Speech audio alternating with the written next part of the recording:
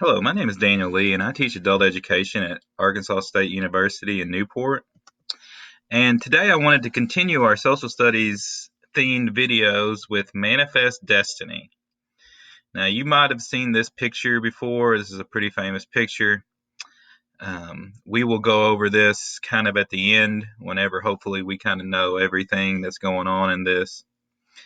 But Manifest Destiny, it might be a term you have heard before, and it might not. Here we have some pictures right here, shows westward. Um, Americans moving west. This is a really famous painting right here. It's called Promise of Prosperity.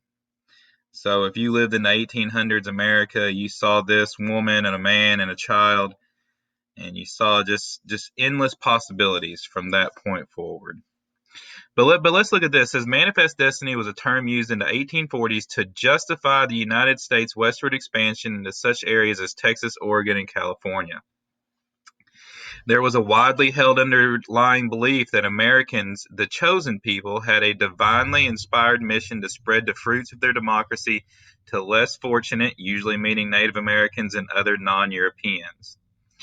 The idea of an almost religious manifest destiny was a common staple in the speeches and newspaper articles of the time.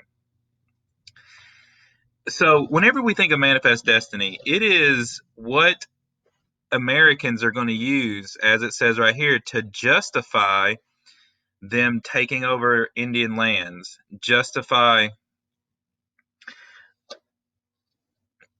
taking over many natural wonders, and also justifying pretty much anything that they did. These 19th century Americans believed that they were destined, that God had chosen them as this chosen people. If you know the Old Testament, you know the Israelites were God's chosen people.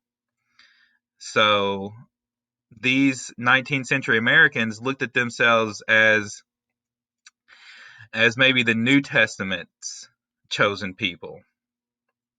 So why were these Native Americans getting sick and dying before most white men ever saw them? Well, it's because God wanted these white Americans to have their land.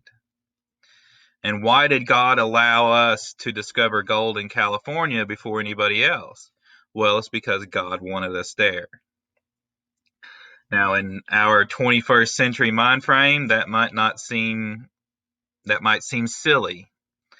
But in 1825 to 1875, as it says right here, it was a staple in the speeches and newspaper articles of the time. So you could not have convinced Americans that they were not destined to expand from the Atlantic Ocean all the way to the Pacific.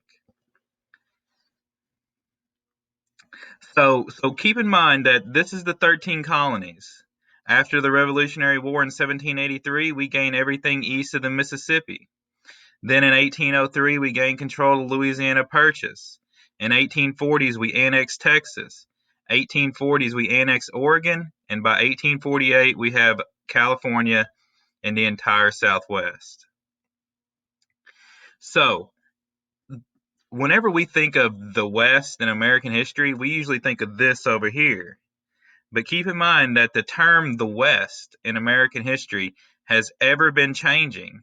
At first, it was west of the Appalachians. Then it was west of the Mississippi. Then it was west of the Rockies. Then it was the Pacific Ocean.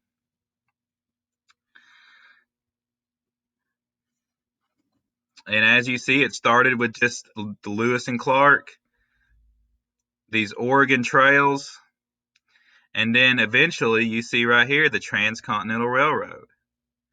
So people have been moving west, mainly from St. Louis, that's why it's called the Gateway City, all the way west.